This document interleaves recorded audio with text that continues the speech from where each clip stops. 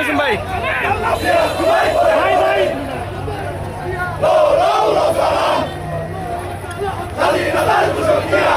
সারা দেশের ন্যায় নানা আয়োজনের মধ্য দিয়ে ময়মনসিংহের ভালুকায় যুবদলের ৪৭তম প্রতিষ্ঠাবার্ষিকী পালিত হয়েছে।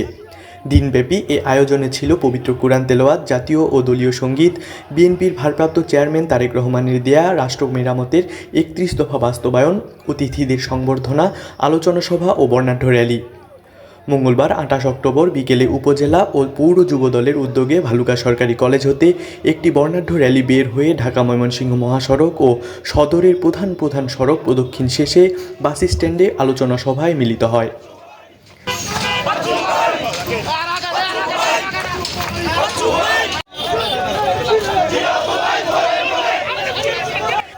এ সময় বক্তারা বলেন, যুব সমাজই দেশের শক্তি ও আগামীর ভবিষ্যৎ। তারা আরও বলেন, স্বৈরাচারী হাসিনা হটাও আন্দোলনে যুবদলের প্রত্যেকটি নেতাকর্মী রাজপথে আন্দোলন করেছে, গুলি খেয়েছে, জেল খেটেছে, অনেকে পঙ্গুত্ব বরণ করেছে, জীবন দিয়েছে। এত দমন পীড়নের মধ্যেও যুবদলের নেতাকর্মীরা গণতন্ত্র পুনরুদ্ধারের আন্দোলনে সাহসের সঙ্গে ভূমিকা রাখছে। এ সময় প্রধান অতিথি হিসেবে উপস্থিত ছিলেন বিএনপির কেন্দ্রীয় নির্বাহী কমিটির সাবেক সদস্য, ময়মনসিংহ দক্ষিণ জেলা বিএনপির সাবেক যুগ্ম আহ্বায়ক ও ভালুকা উপজেলা বিএনপির সাবেক আহ্বায়ক ফখর উদ্দিন আহমেদ বাচ্চু। বিশেষ অতিথি হিসেবে উপস্থিত ছিলেন উপজেলা বিএনপির সিনিয়র যুগ্ম আহ্বায়ক রুহুল আমিন মাসুদ, যুগ্ম আহ্বায়ক গুলজার হোসেন, সাখাওয়াত হোসেন পাঠান, ওসমান গনি মল্লিক মাখন। র্যালিতে নেতৃত্ব দেন ময়মনসিংহ দক্ষিণ জেলা যুবদলের সহ সাধারণ সম্পাদক মতিউর রহমান মিল্টন, যুগ্ম সাধারণ সম্পাদক মাসুদ রানা, উপজেলা যুবদলের সাংগঠনিক সম্পাদক তাজমুল হক মণ্ডল, যুবদল নেতা মাজহারুল, সোহরাব সহ অন্যান্যরা।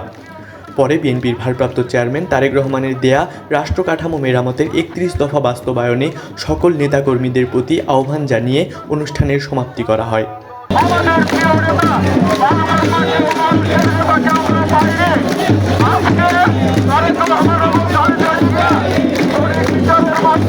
অন্যান্য অঙ্গ সহযোগী সংগঠনের নেতৃবৃন্দ সকলকে যুবদলের ৪৭তম প্রতিষ্ঠা বার্ষিকী শুভেচ্ছা ও মোবারকবাদ।